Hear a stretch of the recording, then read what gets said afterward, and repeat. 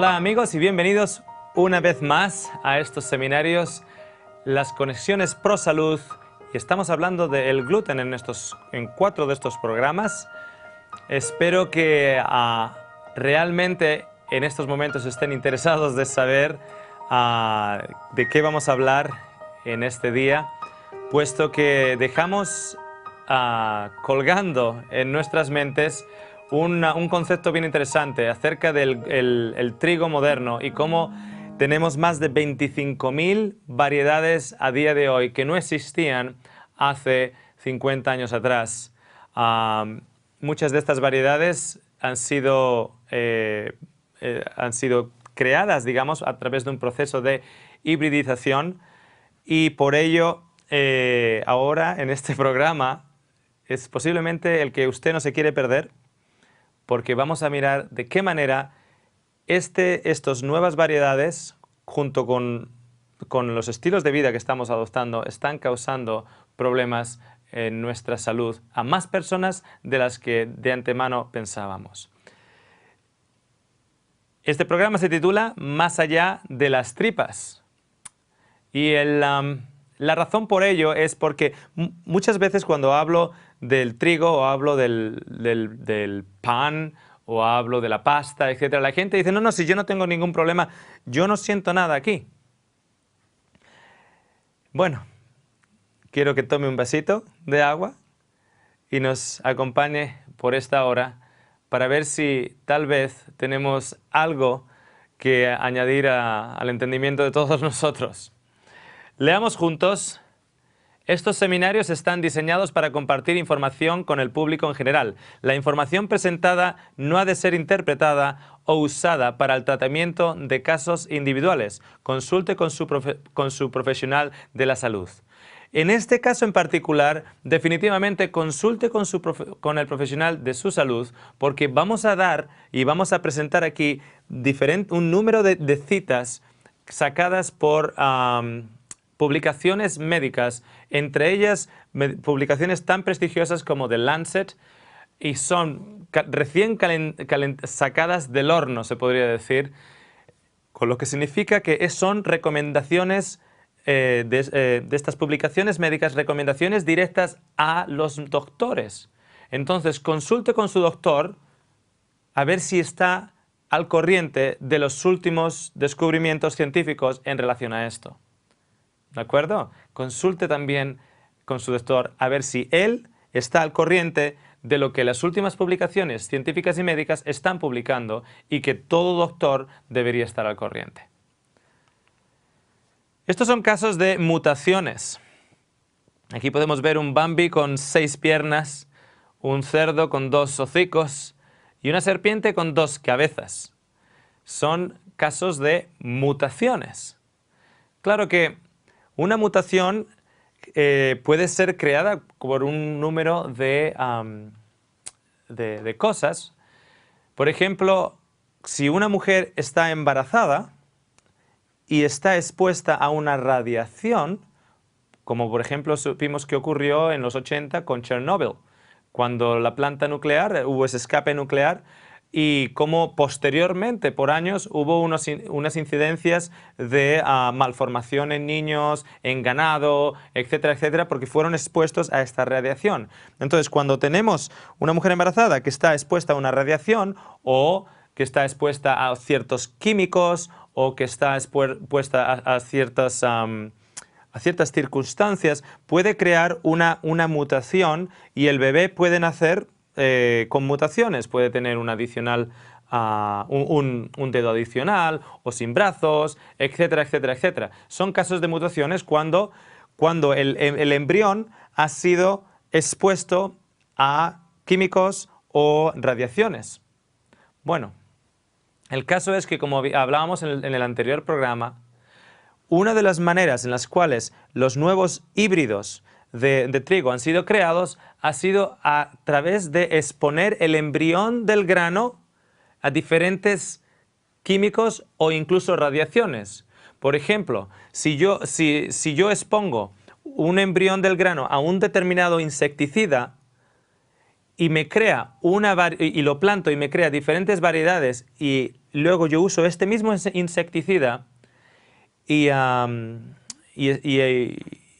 uso un spray para impregnar todas estas variedades, si todas se me mueren menos una, ahora resulta que tengo una variedad que acepta a este insecticida y no muere. Pero al mismo tiempo, el embrión ha sido expuesto a un insecticida o a una química o a una radiación, con lo que nos supone que ya no estamos solo hablando de híbridos, estamos hablando de mutaciones, porque el embrión ha sido expuesto a diferentes productos y radiaciones a la hora de crear este híbrido. Entonces ya no es solo un híbrido, es una mutación. Si usted vive en el campo y su esposa le dice, cariño, tenemos visitas, vete a los prados, coge uno de los corderos, que hay que matarlo para acomodar y dar de comer a las visitas. Y usted va al prado, donde tiene ahí su ganado y sus ovejas, etc., y tiene este de aquí, el de la izquierda. Esto es un cordero mutado con 2 cabezas. No es un fotomontaje, es la realidad. Eso es una mutación. Sin embargo, a la derecha tenemos un híbrido que también ha sido expuesto a químicos y a radiaciones. Usted no se comería ese cordero. En nuestras mentes es como que estamos pensando, ay, si me como ese cordero voy a acabar con 2 cabezas. Sin embargo, cuando estamos de una manera regular, diaria y continua consumiendo un producto que es el resultado de una hibridización y el resultado de una mutación, no tenemos idea de qué consecuencias puede hacer en nuestro organismo. Les vamos ahora a mostrar las diferentes reacciones al gluten y tenemos ahí la referencia para que ustedes puedan corroborarla. Las diferentes reacciones al gluten. Tenemos un trastorno relacionado con el gluten que se manifiesta en 3 líneas básicas. La primera, una reacción autoinmune. En otras palabras, el cuerpo reacciona y trata de defenderse. En lugar de tratar ese gluten o ese producto que tiene gluten como si fuera alimento, el cuerpo reacciona, crea unos anticuerpos y trata de atacarlo. En casos severos, cuando hay una reacción de anticuerpos T, la reacción puede ser tan severa que si no se actúa rápidamente, esa persona puede morir. ¿Okay? Cuando hay una reacción de tipo de un anticuerpo G, la reacción no parecería ser tan severa, sino como que es más manejable, pero se extiende muchas veces bajo la superficie de los síntomas. Luego tenemos una reacción alérgica que se puede manifestar en diferentes aspectos. A la hora de, por ejemplo, yo estoy consumiendo algo y luego tengo alergia al polen. Pero la alergia al polen está hasta cierto punto conectada con el hecho de que mi primera alergia es a un alimento. Y luego tenemos una respuesta no autoinmune, no alérgica, pero una respuesta innata, en el cual el cuerpo se siente, en principio, naturalmente rechazando aquello que estamos comiendo de una manera innata. En las reacciones autoinmunes tenemos la reacción celíaca. Y quiero ya ilustrar y comentarles lo siguiente. Cuando las personas hablan, tengo una reacción al gluten, lo primero que se piensa es, tú eres celíaco. Pero eso es una de las reacciones asociadas. También usted puede tener una reacción al gluten que se autoinmune, que se manifiesta con glutenatasia, que es cuando una persona, por ejemplo, no consigue mantener el equilibrio y tiene problemas de equilibrio. Problemas de equilibrio, algo que afecta cada día más y más a más personas, pero hay una condición llamada glutenatasia en la cual está definido que es directamente una consecuencia de una reacción al gluten.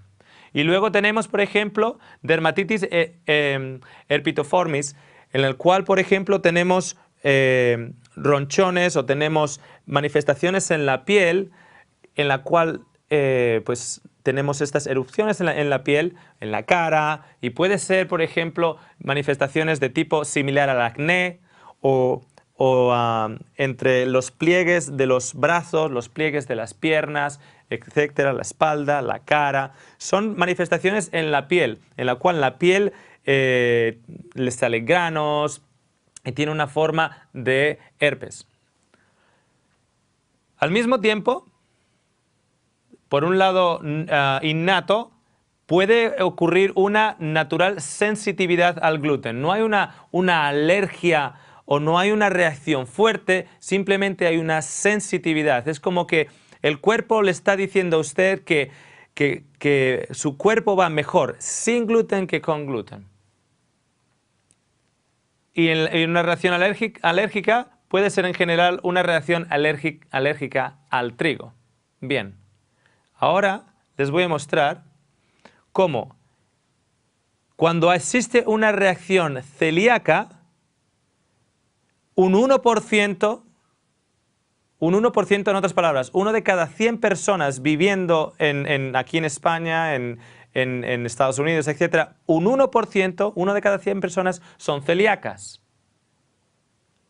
Pero esas son las que están diagnosticadas. Luego tenemos el celíaco silencioso, en otras palabras, que tiene una dolencia, tiene un malestar, algo está pasando, pero no ha sido capaz, o porque no ha ido al doctor, o porque los exámenes no han aparecido indicarlo.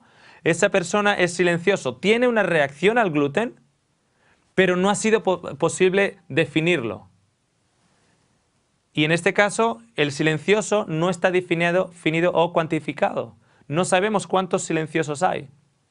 Sabemos que hay 1% diagnosticado, pero no sabemos cuántos silenciosos y no sabemos cuántos potenciales. En otras palabras, personas que están aumentando una sensitividad al gluten y que a pesar de que ahora están bien, de aquí a unos años tienen una predisposición en la cual de aquí a unos años pueden desarrollar una condición celíaca. Solo es esta área de acá. Y de esta área, tan solo un 1 de cada 100 personas ha sido diagnosticado. Este grupo silencioso no ha sido diagnosticado y el potencial no ha sido diagnosticado. Pero luego tenemos también esta área de acá. Alergias respiratorias. ¿Cuál es una alergia respiratoria? El asma, por ejemplo. Y los estudios son bien claros que identifican que si una persona tiene asma y está consumiendo productos lácteos, ese asma nunca va a aliviarse. Pero ahora parece que el producto lácteo en sí ha encontrado un primo con el cual funcionan todavía más eficientemente. El asma está identificado en estos estudios como directa consecuencia de un consumo de lácteos y al mismo tiempo se agrava cuando aparte de los lácteos uno consume gluten. Entonces tenemos una alergia respiratoria. Tenemos una alergia alimenticia. ¿Qué significa? Una alergia alimenticia en la cual, aparte de una alergia al gluten, ahora tenemos otra amalgama de otros productos naturales que son alérgicos ahora a nosotros como consecuencia de que tenemos una alergia al gluten. Y luego tenemos la WDIA, que son unas iniciales de esta condición, de este trastorno, en el cual la persona consume productos con gluten y está totalmente bien, a no ser que después de haberlos consumido, esa persona comience a hacer, por ejemplo, ejercicio. Si se queda sentada y no hace ejercicio, está bien, pero está dependiente de otras circunstancias. La alergia en sí depende de otras circunstancias. Por ejemplo, uno de los casos claros es cuando la persona consume y luego va a hacer ejercicio. Algo ocurre en su intestino delgado que produce una reacción. Y luego tenemos, por ejemplo, la urticaria o urticaria de contacto, ¿okay? En el cual un simple abrazo o una dada de manos, cuando nos saludamos mutuamente, en ese contacto nos produce una irritación. ¿Okay? En Estados Unidos, 1 de cada 100 personas son celíacos. En Canadá, 1 de cada 133. En Italia, el lugar de la pasta, 1 de cada 100. En Irlanda, 1 de cada 100. En Australia, de donde yo vengo, 1 de cada 100. En Inglaterra, casi 2, entre 1 y 1.9, casi 2 de cada 100. Pero claro, como yo estos seminarios los estaba llevando en Australia, pues eran los detalles que yo pongo a la gente allá. Así que ahora que los estoy grabando aquí en España, pues me interesaba saber cuál era la proporción aquí en España. Aquí nos muestra, publicado en marzo el 26 de marzo del 2010, actualmente la enfermedad celíaca es la patología crónica intestinal más frecuente en España. Y nos dice en el titular que es 1 de cada 100. Es como que se repite. 1 de cada 100. 1 de cada 100. Y este artículo lo saqué de la website de la Asociación Celíaca aquí en España.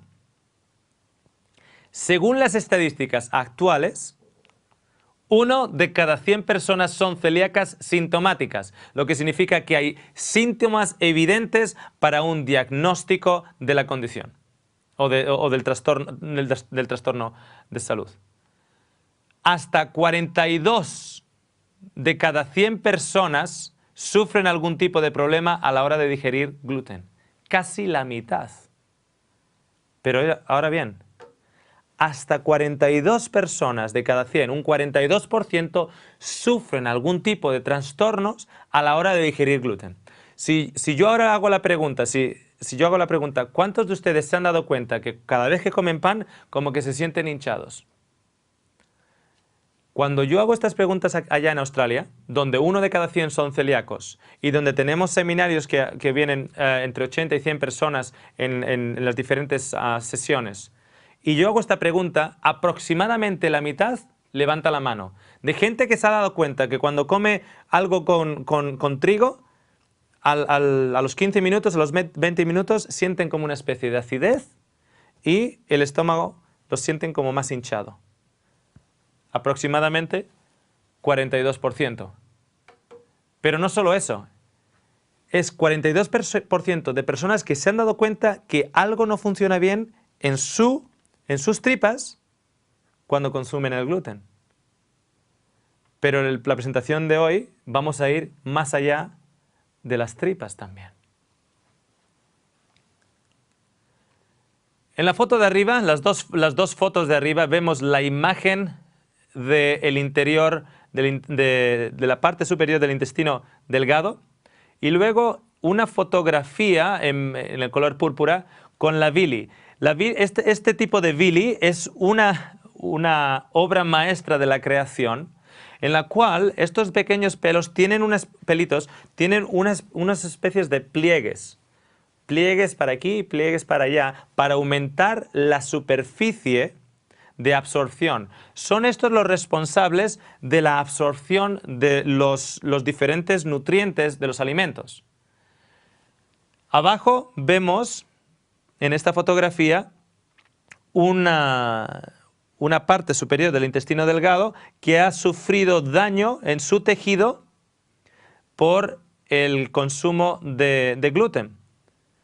Y la foto correspondiente vemos cómo los pelitos han sido afeitados, como que no existen, como que esos pliegues no existen. Muchas veces las personas vienen y me dicen, me han dicho que tengo deficiencia en magnesio. Entonces lo que uno tiene que tomar es magnesio. Bueno, es cierto hasta cierto punto, porque si usted tiene esta condición de acá, en la cual su sistema de absorción está dañado, usted puede tomar magnesio y magnesio y magnesio, pero lo responsable de que ese magnesio esté siendo reabsorbido no está. En otras palabras, para ilustrar, se dice que la superficie en su intestino delgado de villi con esos pliegues, si nosotros consiguiéramos coger cada uno de ellos y extenderlos y ponerlos como un mantel, abiertos como un mantel, cubriríamos una superficie mayor que un campo de tenis. Toda esa superficie debería estar en la parte superior de su intestino, a partir del duodeno, para la absorción de nutrientes. Toda esa superficie son el equivalente a un campo de tenis. Entonces, cuando yo estoy comiendo alimentos, tengo ahora un campo de tenis que está ahí para absorberlos. Pero cuando esa zona está dañada, paso de un campo de tenis a una mesa de mini ping-pong. Y cuando estoy tratando de conseguir nutrientes en mi organismo y no cuento con la superficie necesaria para absorberlos, muchos de ellos pasan de largo, porque la capacidad de absorción no está ahí. ¿Y qué hace el daño?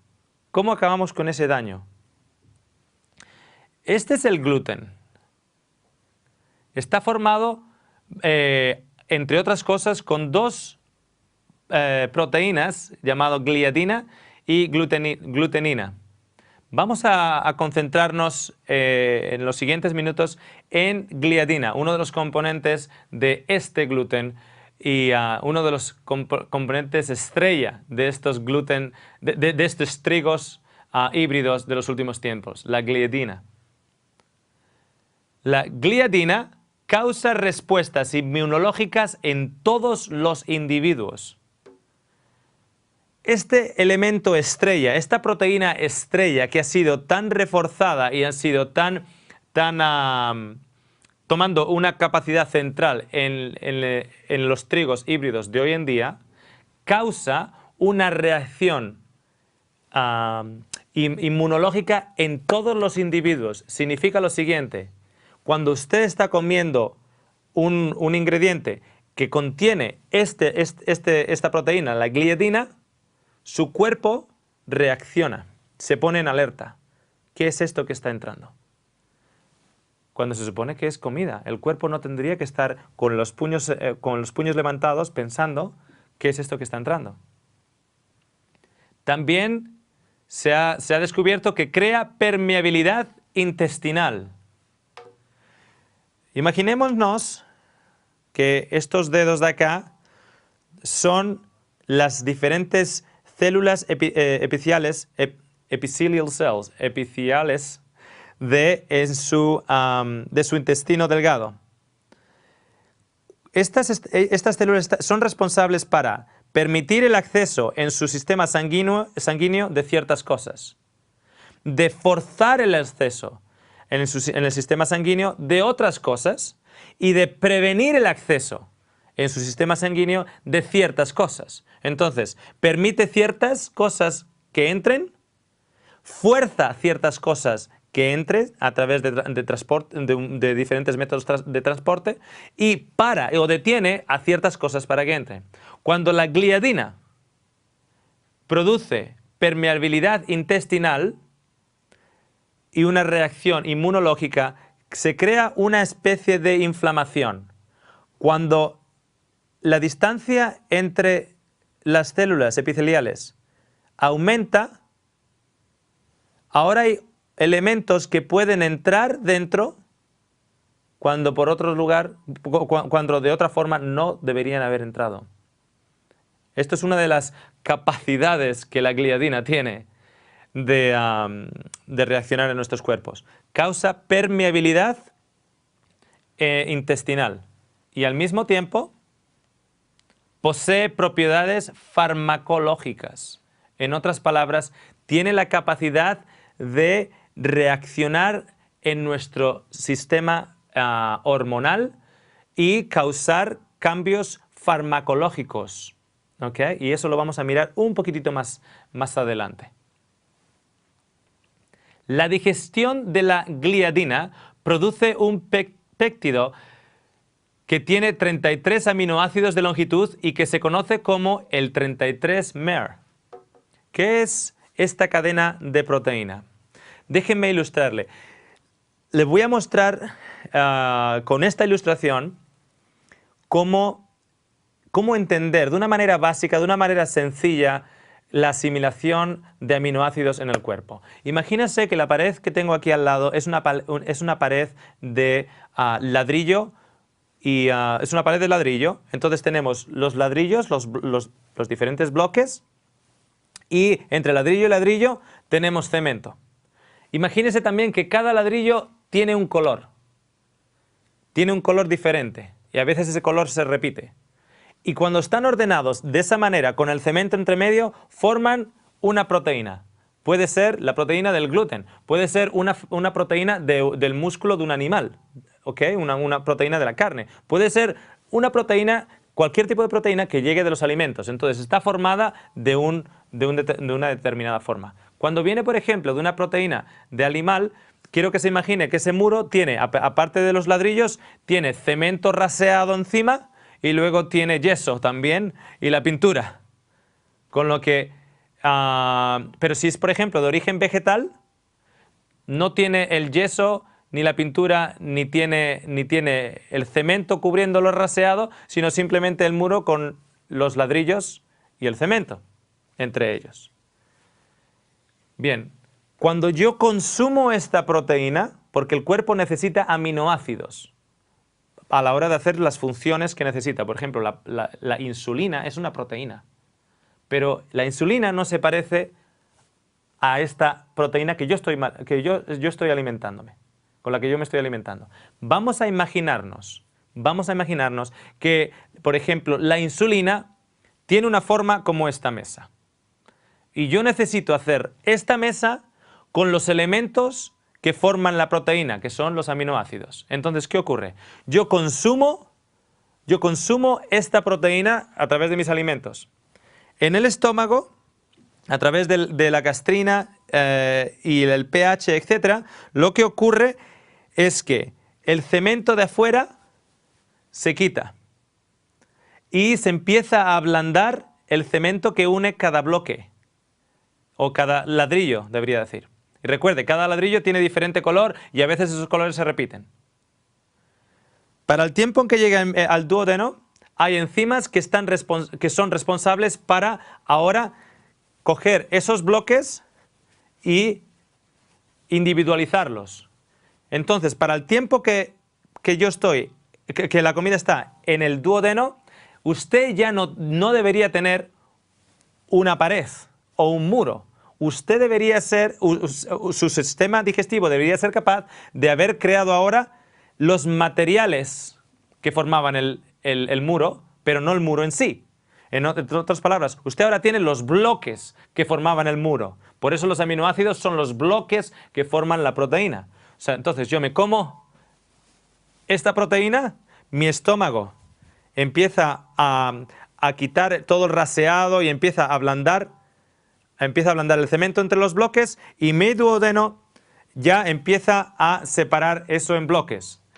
¿Por qué? Porque mi cuerpo, cuando estos bloques son absorbidos, mi cuerpo necesita esto para formar otro tipo de proteínas que formen, por ejemplo, la insulina. Entonces coge estos bloques y empieza a montar una mesa.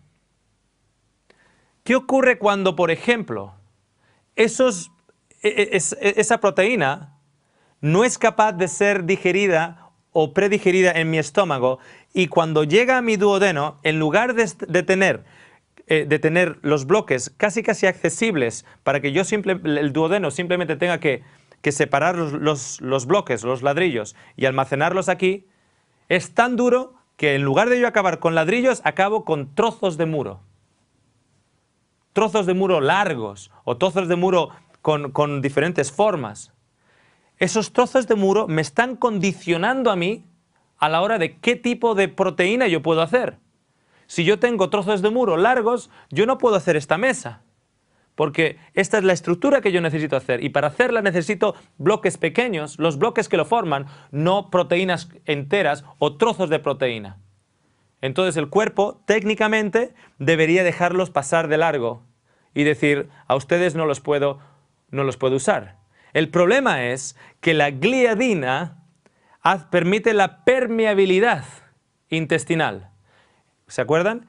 Permeabilidad intestinal. Ahora tenemos bloques de proteína totalmente formados que han sido rotos aquí o rotos allá, o trozos de proteína, no aminoácidos, sino combinaciones completas que ahora están se les está permitiendo entrar dentro del sistema sanguíneo por la permeabilidad que se ha creado en el intestino delgado, y ahora están entrando dentro de nuestro sistema sanguíneo. No como aminoácidos, sino como bloques enteros, cadenas o partes de proteínas o péptidos.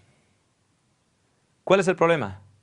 Bueno, tenemos aquí una, como comentábamos, que se le conoce como el 33-mer. Significa que tiene 33 aminoácidos en una combinación particular de colores. Y ahora, cuando esa cadena entra dentro, produce una reacción inmunológica. En otras palabras, como no debería estar allá, el cuerpo despierta y dice, uy, esto hay que atacarlo. Entonces, imaginémonos que esta es la cadena 33-mer, que no ha sido rota.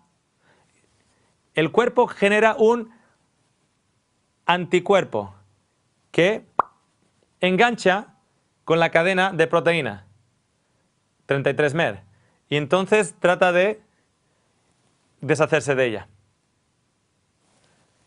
El problema es que la 33-mer tiene una homología, en otras palabras, se parece muy mucho, una homología notable a la secuencia interna de la pertactina, la secuencia inmunodominante en la bacteria Bordetella pertussis, o como se conoce, tos ferina.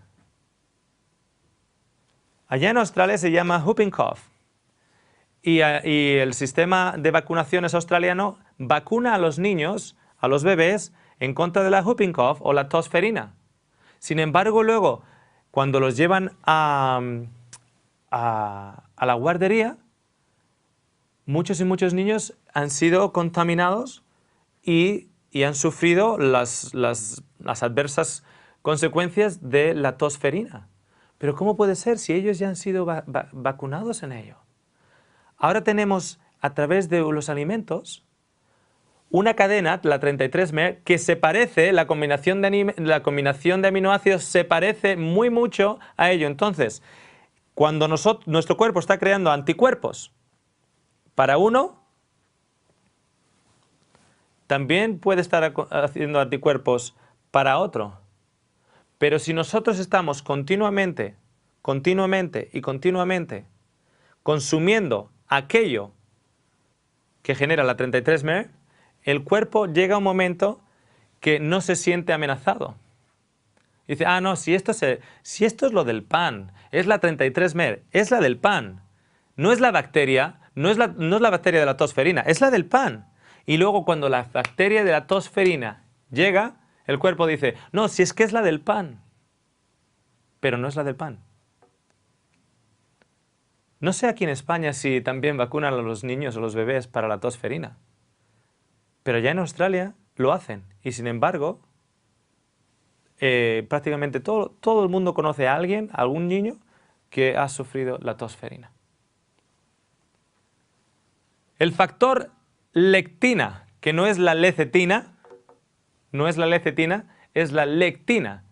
La lectina, leemos aquí, la creación selectiva de híbridos han hecho del germen de trigo algo irrompible por las enzimas digestivas de muchos individuos. La lectina, o lo que se ha conocido como el germen de trigo, es una proteína que es responsable para prevenir que una especie, por ejemplo, de planta se extinga.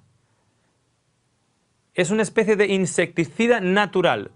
Todos los productos tienen un grado de lectina. El pollo tiene lectina. El huevo tiene lectina. Animales tienen lectina. Plantas tienen lectina. Lectina es una especie de de seguridad en contra de la extinción. En otras palabras, tenemos una variedad de planta, entonces los insectos van y comen de ella, pero nunca hasta el punto de que esa planta vaya a ser extinguida por los insectos, por ejemplo. ¿Por qué? Por la lectina. Es un insecticida natural que, como decía, el pollo tiene, los huevos tienen, etcétera, animales tienen. Es una especie de sello de autoprotección. En la antigüedad, los granos antiguos tenían también lectina. Entonces, el granjero segaba y cogía grano para él. Al mismo tiempo, había habido granos que habían sido comidos, pero no todo, granos que habían sido comidos. Y luego dejaba a los pobres segar el resto o recoger aquello que había quedado detrás. El día de hoy, las nuevas híbridos lo que han creado ha sido niveles muy, muy altos de lectina. En otras palabras, niveles muy altos de este tipo de insecticida. Al crear estos niveles tan altos de insecticida, los insectos ya no lo comen. Entonces estas nuevas variedades están diseñadas para que los insectos ya no lo coman como en la antigüedad. Ya no compartimos con el pobre, pero ya ni siquiera compartimos ni con los insectos. Entonces los insectos ya no lo comen, pero nosotros sí. Ustedes saben que uno de los elementos en los sprites para matar moscas o cucarachas es la lectina. Es un insecticida natural. Y se utiliza ahora de una manera comercial en los insecticidas. En los insecticidas que uno puede tener en la casa. La lectina, esta glicoproteína, ha sido identificada como responsable de causar directo deterioro a los intestinos sin producir una respuesta inmunológica evidente. En otras palabras, crea un daño, pero no hay una respuesta inmunológica evidente. No es fácil de discernir. De hecho, se dice de la lectina que con su incursión en el sistema sanguíneo, la lectina llega a causar efectos a órganos distantes de nuestro cuerpo. O sea, usted puede que no tenga ningún tipo de reacción aquí, pero puede tener reacción aquí. O puede tener artritis aquí. O neuralgia aquí. Y no tiene nada que ver con sus tripas. Porque no lo encuentra, no hay una evidencia, no da evidencias en las tripas. The Lancet, la publicación médica a la que se le recomienda prácticamente a todos los médicos ser miembros, es uno de las publicaciones médicas más prestigiosas, más antiguas que existen en el planeta. Dice lo siguiente, en un artículo muy reciente: para mejorar las tasas de diagnóstico, la percepción médica de que la sensibilidad al gluten es una enfermedad que exclusivamente afecta al intestino debe ser cambiada. La recomendación a los doctores es la siguiente: si alguien viene y tiene una dolencia y no hay ningún tipo de síntoma en el estómago, no te quites de la cabeza el pensar de que tal vez haya una conexión con el gluten, a pesar de que no haya una evidencia en las tripas. Lo que significa lo siguiente: a pesar de que la biopsia sea negativa, a pesar de que la AGG o el AGG sea negativo y la lectura de anticuerpos sea negativo, a pesar de todo eso, no quites de tu mente el pensar de que esa persona puede estar manifestando una reacción al gluten y tú no lo puedes ver en las tripas. Porque debe ser cambiado el diagnóstico de pensar que solo se trata de las tripas. Lo voy a leer de vuelta porque esto es bien importante que tengamos nosotros en cuenta a la hora de consultar con nuestro doctor. Para mejorar las tasas de diagnóstico, la percepción médica de que la sensibilidad al gluten es una enfermedad que exclusivamente afecta al intestino debe ser cambiada. Recuerde que tan solo un 1% son celíacos y The Lancet está diciendo que tenemos que mejorar nuestros diagnósticos, porque tan solo hemos dado con 1% y estamos sospechando de que hay muchos que están afectados por el gluten y no estamos siendo capaces de diagnosticarlos. Y luego hay una serie de condiciones que han sido ya identificadas como posibles trastornos o patologías conectadas con el gluten. ¿Sufre usted de dolor de cabeza recurrente, nerviosismo, migrañas, mareo, estreñimiento, acidez, aftas, epilepsia? Las aftas son, por cierto, son esas calenturas que nos salen en la boca.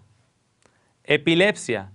Tengo que notificar aquí, los estudios indican que puede haber otras causas para la epilepsia. Que una reacción al gluten no es la única causa, pero que se tenga en mente que puede ser la causa o uno de los contribuyentes. No dice que el dolor de cabeza recurrente sea por el gluten, puede ser que usted esté deshidratado, pero indica que, pero nos dice que puede ser uno de los contribuyentes, si no el mayor de los contribuyentes. ¿Ok? Una reacción alérgica. Sobrepeso. Pero claro, ¿cómo va a ser sobrepeso? Si los celíacos normalmente el problema es que no ganan peso, que están muy delgados y no están ganando peso. Bajo peso. ¿Se dan cuenta cómo es tan difícil de diagnosticar cuando nos estamos dando cuenta de que la manera en la que se manifiesta en los diferentes individuos puede ser en un lado y puede ser en el otro? Úlcera gástrica, dolor abdominal.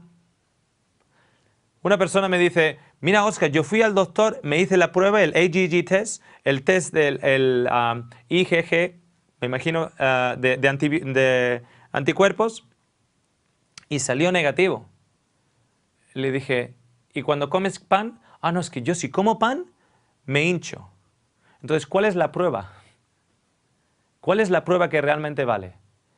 ¿El IgG test? ¿La prueba IgG? ¿O el hecho de que cuando uno come, se está hinchando? Dolor de vesícula biliar. Inestabilidad emocional.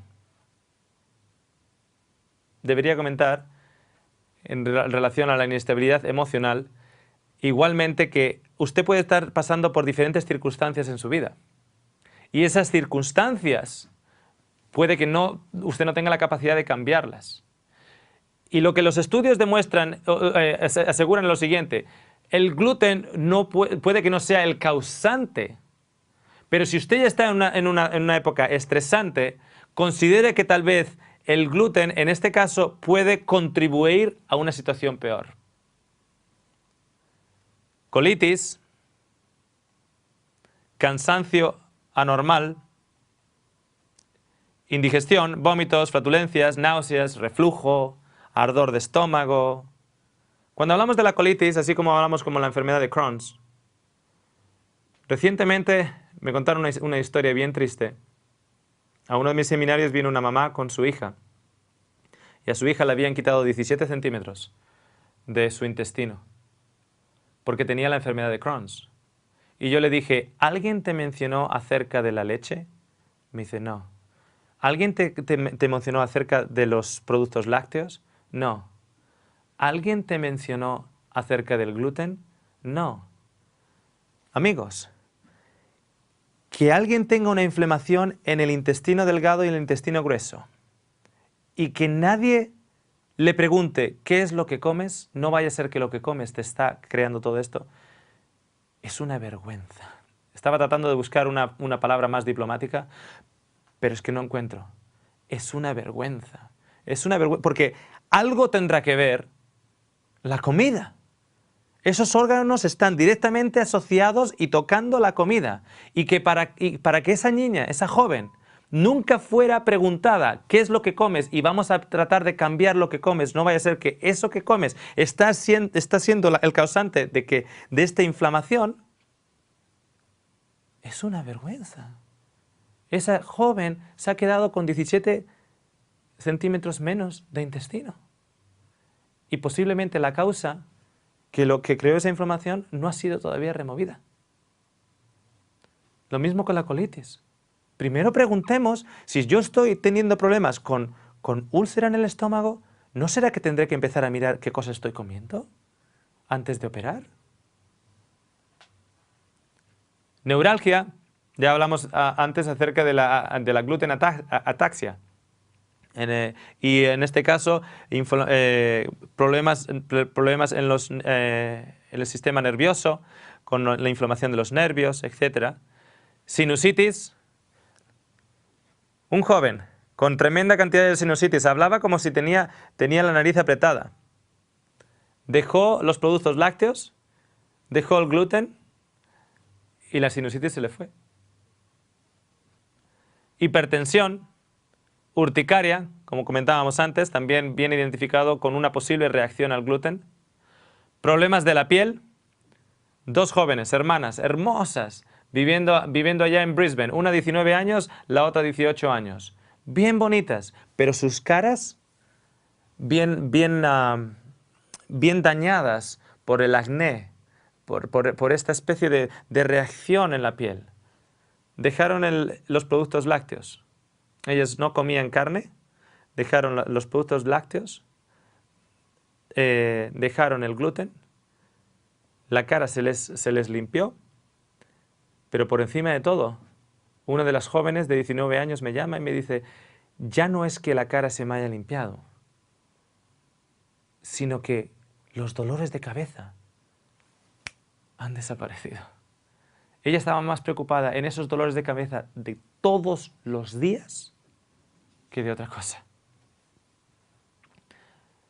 La angina, el asma, los hemorroides, la depresión. ¿Por qué los hemorroides? Porque, claro, se está causando estreñimiento.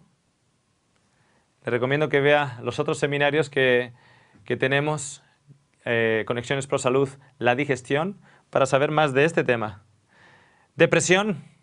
Una señora, allá donde yo vivo, en East Victoria, en el pueblo de Moy, estaba ya lista para entrar en un hospital psiquiátrico con una prescripción doctoral, con una prescripción del doctor.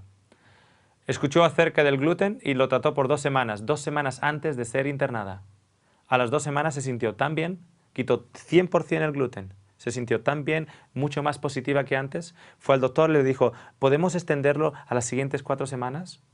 Porque había escuchado de un desafío, estar 6 semanas sin gluten y a ver qué pasaba. Lo extendió otras 4 semanas y a día de hoy está 9 meses ya y todavía no ha entrado en esa clínica. Yo no digo que usted está deprimido por el gluten. Estoy diciendo que vivimos en una sociedad que ya tenemos suficientes cosas para que nos depriman. Y el gluten puede que llegue a ser un contribuyente en su caso. Diabetes,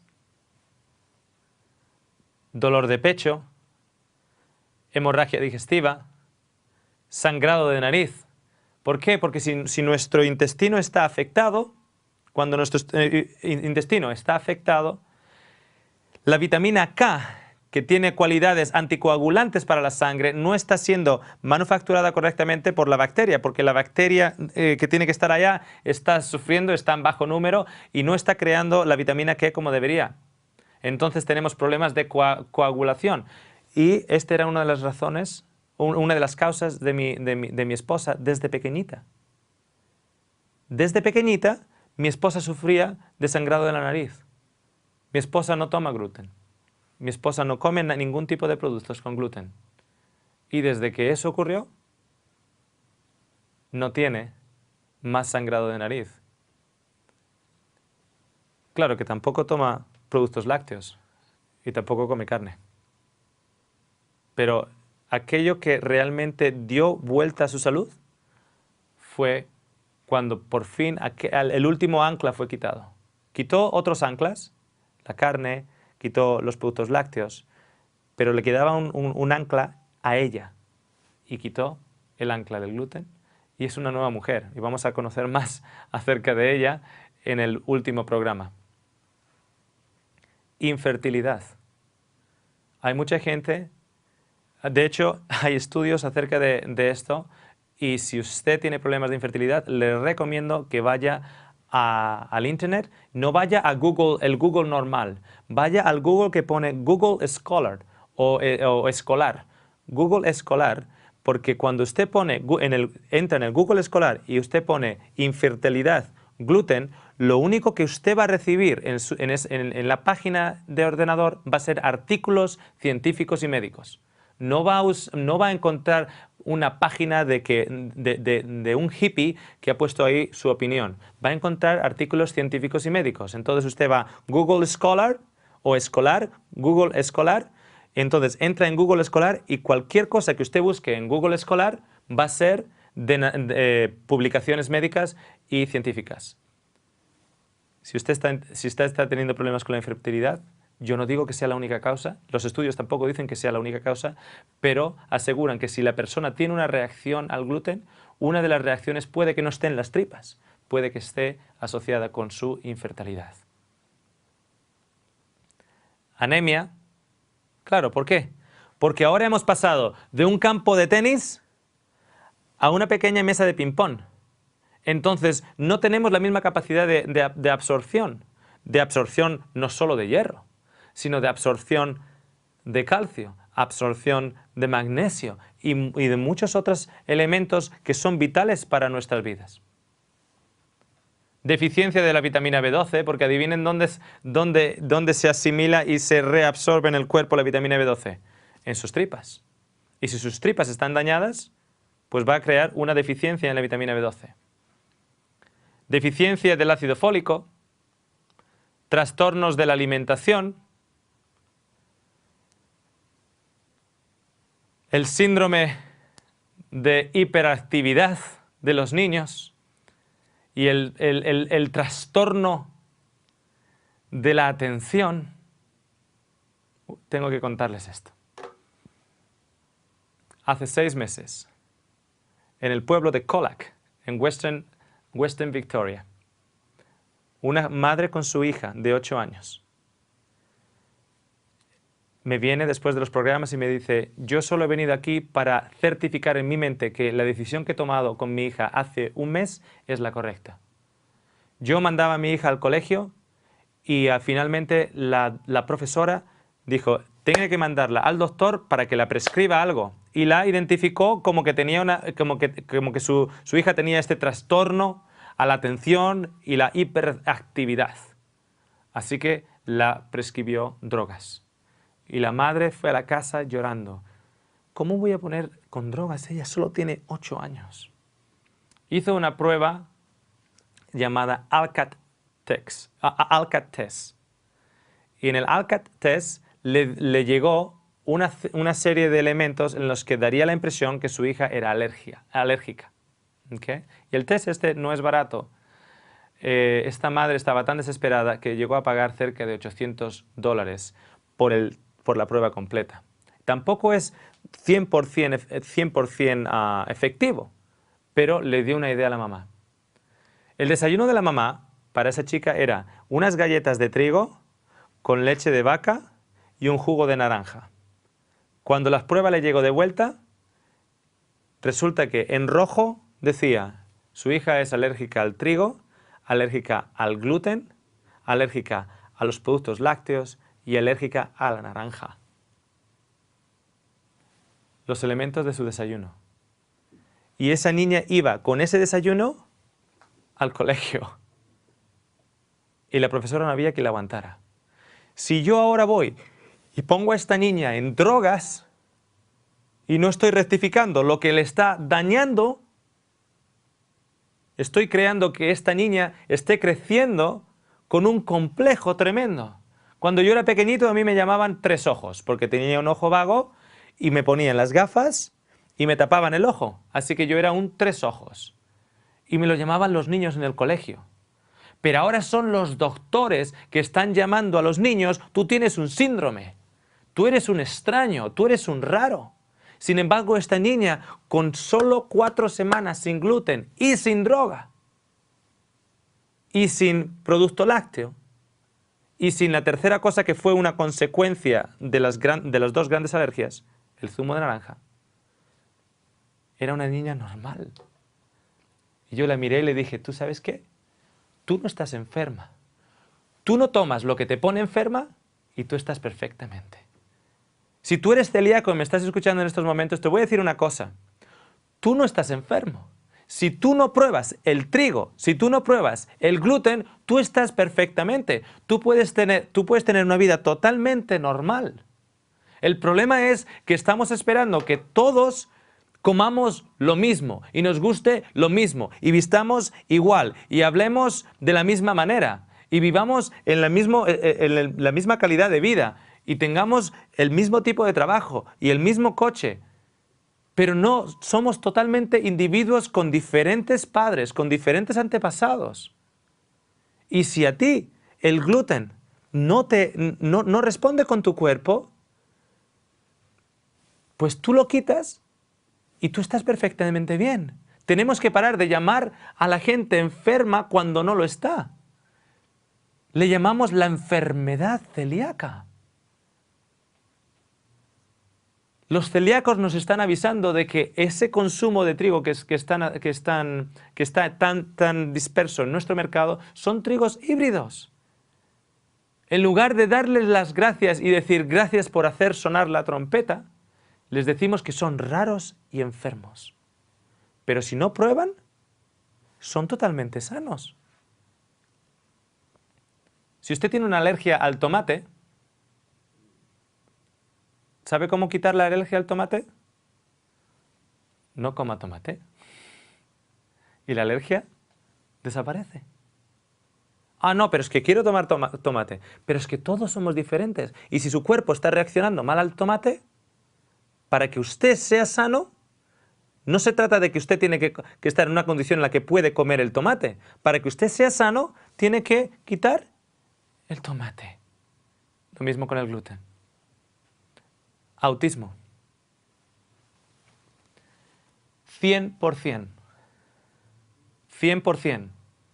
de los niños autistas no pueden digerir el gluten y reciben una reacción adversa. 100%.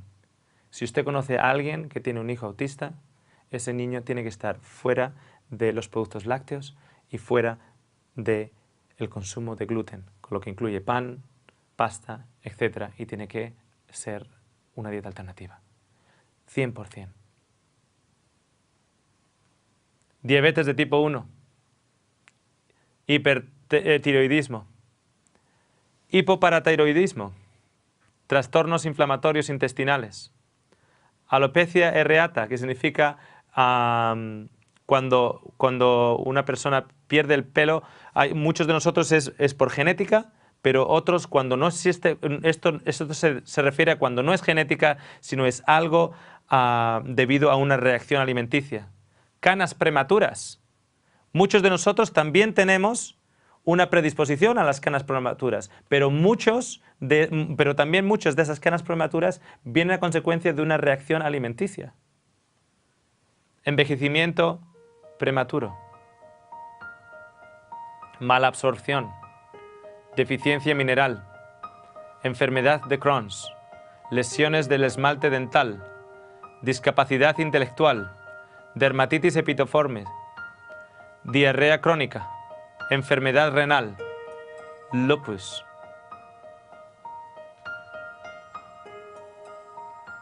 Quiero que medite un poquitito en lo que acabamos de escuchar y quiero también emplazarle al cuarto programa. No se lo pierda.